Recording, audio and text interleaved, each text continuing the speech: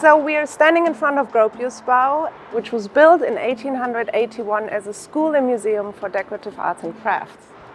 And the very exciting process for us with you working on the show was that you moved your studio Jongerius lab, which is also based here in Berlin, last autumn in November, to Gropius Bau to produce and research on your work. So I was wondering if we go in and can have a look together. Let's go.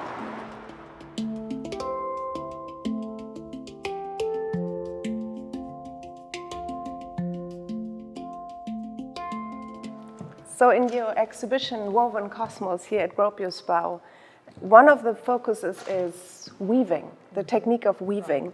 So I was wondering if you could tell us when you got interested in it and what interests you in the technique of weaving. I was interested now in the cultural meanings of textile. And there are many questions that raised. I was really interested in what could be the future of textile, so the innovative power of this old ancient craft. I'm interested in building looms, 3D weaving. I'm interested to find an answer on the sustainability, because in textile there is a lot of waste, a lot of poison, a lot of production systems that are wrong. It has so many facets to research upon. That's why I want to weave. Niet op je telefoon, we komen langs. Here I have my manifesto I wrote together with Louise Schouwmer in 2015. It's a bit worn out because it's my own piece and it's also 6 years ago. A lot of text.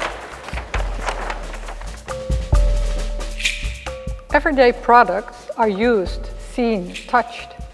The tactile and expressive qualities of material are important means of communication and ask for a hands-on design process, an intense exploration of textures that appeal to the human scale.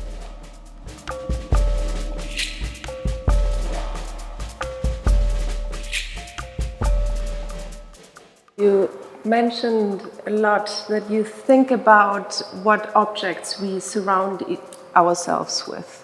We have a relationship that's based on function, it's based on beauty, and there are much more ingredients why you have a relation with an object. Maybe you got it as a gift.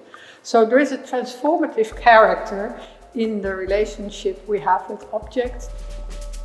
But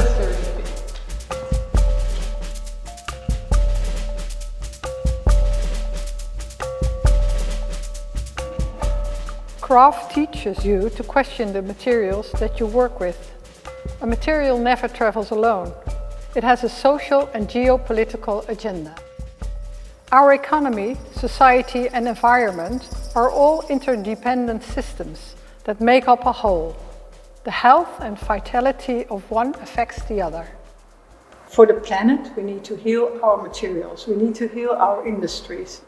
For instance, weaving was in the early days a topic, a very social way of working. So you work together on a piece and you talk. So it was a social gathering of people and workers, and that's all disappearing. The spindles. Good ideas in design require further developments after they are presented in museums as experimental, eye-catching gestures. Only then will they add meaning to the world of daily objects and reach a larger public. In Woven Cosmos, the exhibition will develop over the course of time. And it's very special that part of your studio is actually present here and working in the space. For example, on this loom that you've built. So I was wondering if you could introduce this to us. So this is the space loom we built 3 years ago. It is based on 4 looms, standard looms that we bought. We hacked them and we designed the inner core for it to study on 3D weaving. I would like to introduce you to Laura Boekman. So she's a weave expert. She started the research 3 years ago on the first generation of this loom, and now we have the second generation.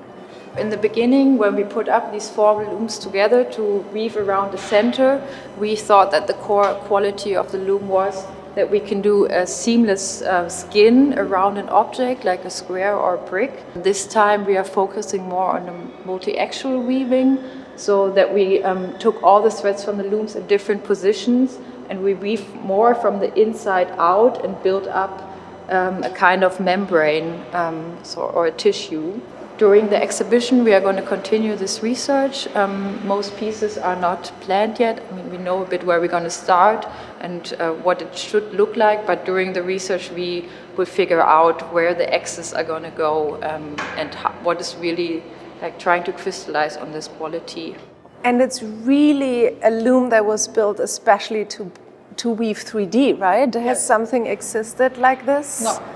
Before, so it's a custom-made. A custom-made for this technique, to develop this technique, because we really believe in that there is a future for 3D weaving.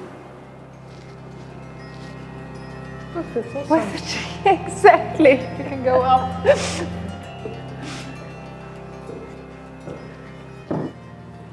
In weaving and spinning, you're very much interested in the spiritual aspect. So I was wondering if you could share some thoughts about this while being in the installation of the cosmic loom. Yes, I looked at ancient people, how they spun their yarns. So they didn't not only spun their yarns, but they also used it as metaphors to understand the circling of the moon and the sun. Every day we will spin 1 yarn and we hang it at the cosmic loom to come to a metaphor of weaving the new texture of the world. That's the idea of the cosmic loom. This waste from industry that we shredded, and we made big clouds of fluff, and then later on we will spin a yarn out of this material.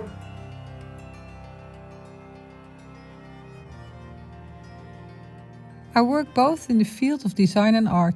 The boundaries are fluid. As artist, I feel like a novice, a newcomer carrying a powerful bag of knowledge and a longing for the unknown. I'm landed in the domain of art because it brings new answers on my questions.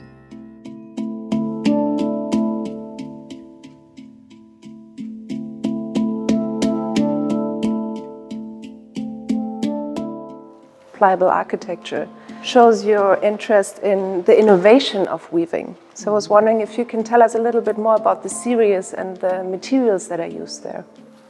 I think we started this research 4 years ago or something, this 3D weaving, but the last half a year we really were into the TC2, so that's a jacquard machine, a digital jacquard machine, and we tried to make foldable modules. The best quality of weaving is that it is the lightest and strongest construct that you can think of. We weave them flat, so like this, on a loom, in 6 layers, and we weave solar cells in it, so you see here these black cells, and then you can open them up. And this is all woven in one piece. And this could replace, for instance, architecture or balconies. Let's say you have a balcony hanging at your facade, and the sun hits the balcony and it pops up and you can use it.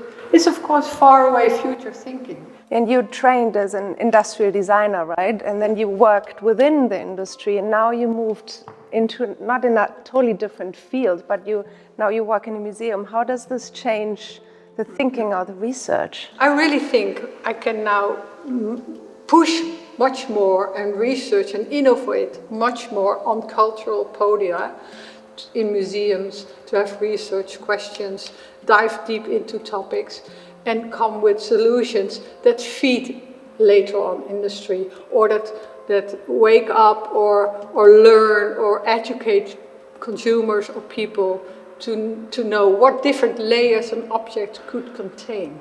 So that's why I think cultural podia are for me now the best place to express myself and to change something in the world.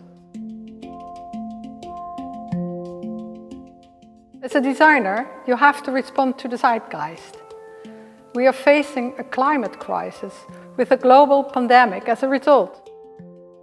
As a designer, I feel responsible and I follow my moral compass. This has always been a very important aspect of my work.